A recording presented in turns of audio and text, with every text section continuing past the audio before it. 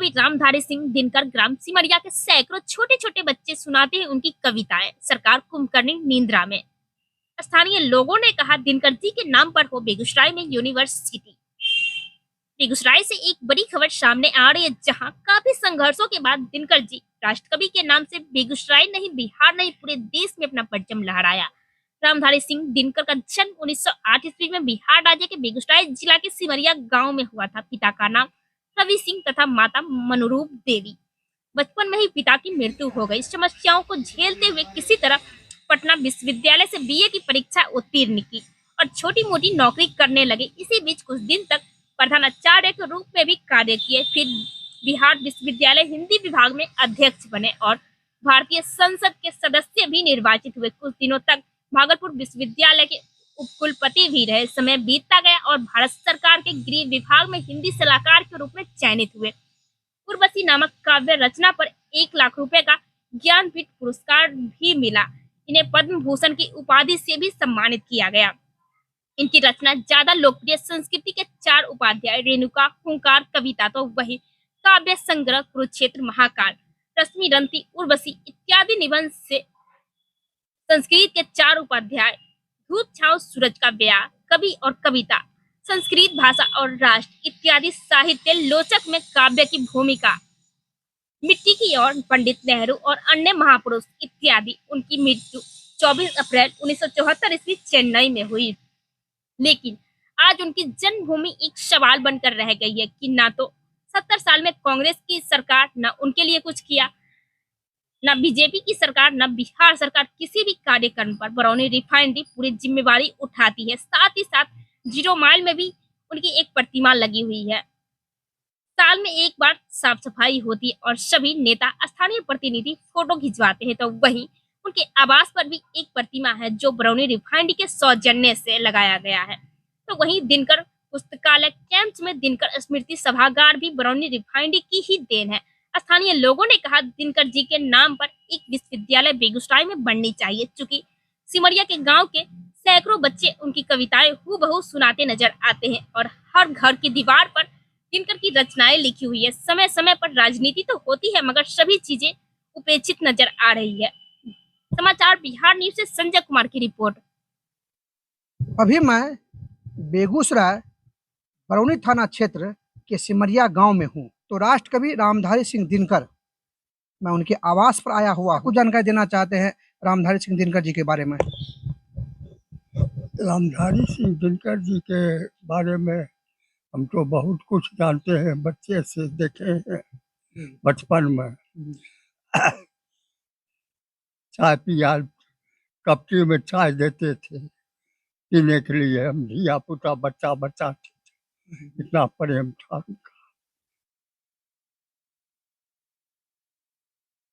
हम चाहते कि हमारे जो तमाम दर्शक देख रहे हैं, चाहते कि इनकी पूरी जीवनी, इनकी पढ़ाई लिखाई कहाँ से हुई, बचपन कहाँ बीता, टोटल चीज हम चाहते हैं कि आप बताएं। तो बताइए कपिल देव अच्छा, सिंह। बेसिक पढ़ाई के बाद फिर मतलब कहाँ इनका रहन सहन होना हुआ? सुने कि कुछ पटना में भी रहते थे। और पटना में रहते थे। अच्छा, आप रिश्ते में क्या लगते हैं दिनकर जी के? पर हम तो पोता लागेंगे। हाँ, दिनकर जी का हम पोता लागेंगे। उन्होंने अपने हम पड़ोसी हैं उनके, दिनकर जी के।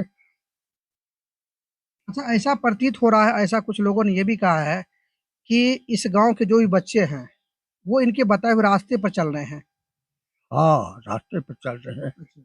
कभी कभी स्कूल में उनको दिनकर जी का भाषण भी होता है, कविता भी सुनाते हैं बच्चा सब हम लोग का। कितने बच्चे होंगे इस गांव के जो आज इस रास्ते पर चल रहे हैं? बहुत बच्चा है, करीब 100 के लगभग होगा बच्चा। हाँ, इसमें क्या लड़के लड़कियां? लड़के लड़का दोनों साथी, दोनों मिला के। हाँ।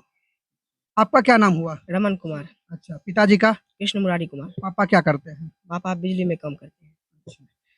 क्या कुछ सुनाना चाहते हैं दिनकर जी के बारे में? है बंदी तकदीर जलती डार से, आसियां को छोड़ उड़ जाऊं कहाँ, वेदना मन की सही जाती नहीं, यह जहर लेकिन उगल आऊं कहाँ। अपनी कहजीब काटी जाएगी, आंख देखी बात जो मुंह से कहूं, हड्डियां जल जाएगी, मन मार कर जीभ थामे मौन भी कैसे रहूं। तान कर भौहें के रखना छोड़ कर, मेघ बरपूसा पिघल सकता नहीं, सौ कहो जिनको जले वे प्रेम से, मैं कभी चुपचाप जल सकता नहीं। मासूरी जन्मी तुम्हारी गोद में, देश माँ रोने रुलाने के लिए, दौड़कर आगे समय की मांग पर, जीव क्या गर्दन कटौने के लिए। ये जो कविता है, इसके बारे में क्या सारांश, कुछ जानकारी देना चाहते, क्या चीज पर दर्शाया गया है इसको? नहीं पता ये। नहीं पता है। चलिए, फिर भी लाजवाब है, क्योंकि बच्चे हैं। और अच्छा ये बताइए कि ये जो कविता आपने सीखा है, कहाँ से सीखा है?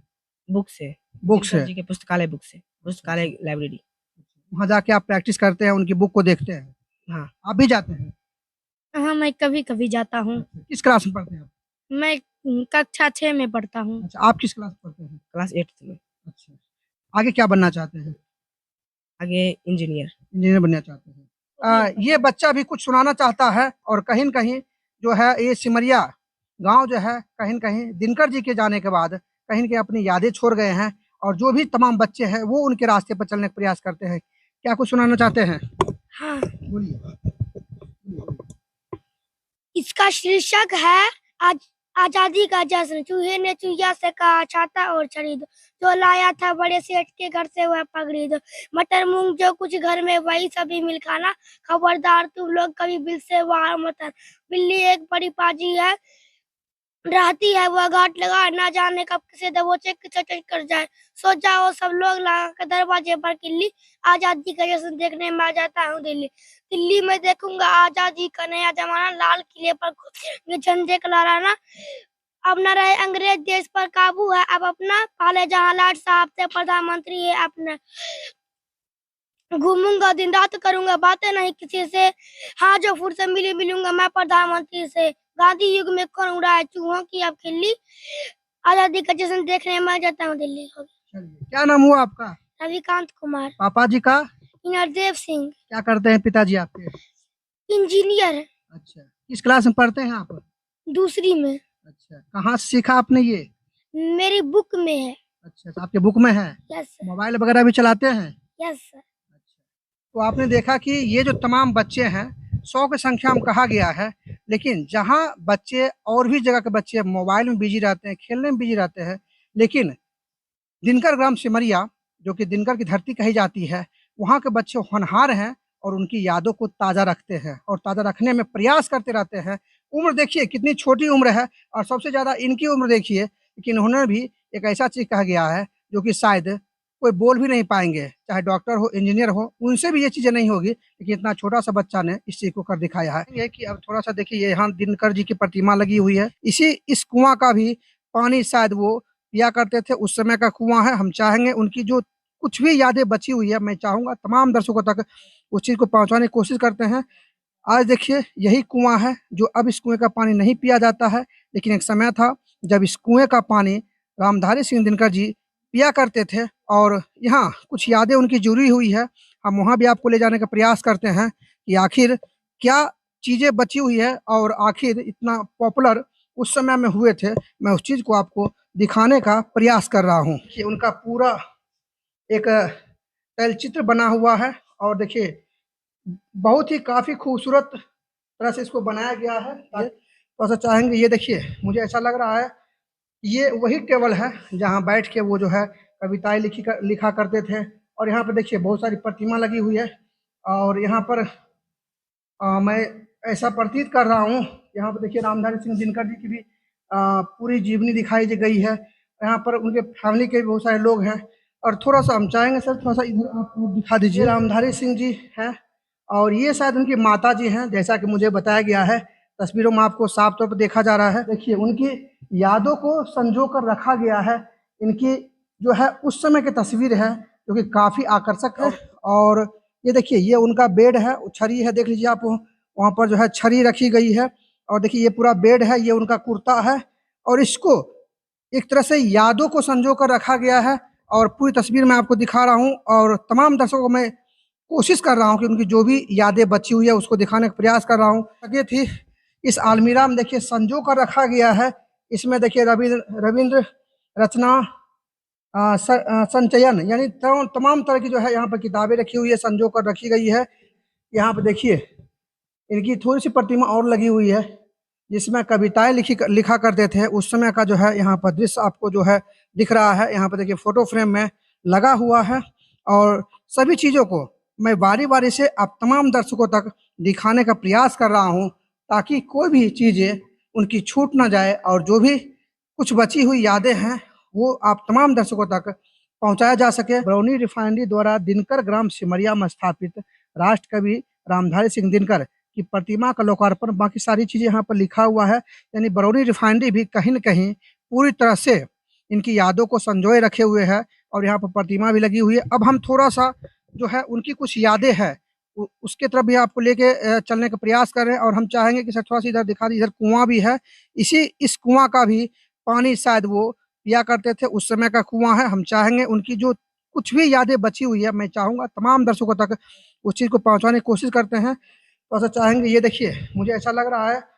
ये वही टेबल है जहाँ बैठ के वो जो है कविताएं लिखा करते थे। यहाँ पर देखिए रामधारी सिंह दिनकर जी की भी पूरी जीवनी दिखाई गई है। यहाँ पर उनके फैमिली के भी बहुत सारे लोग हैं।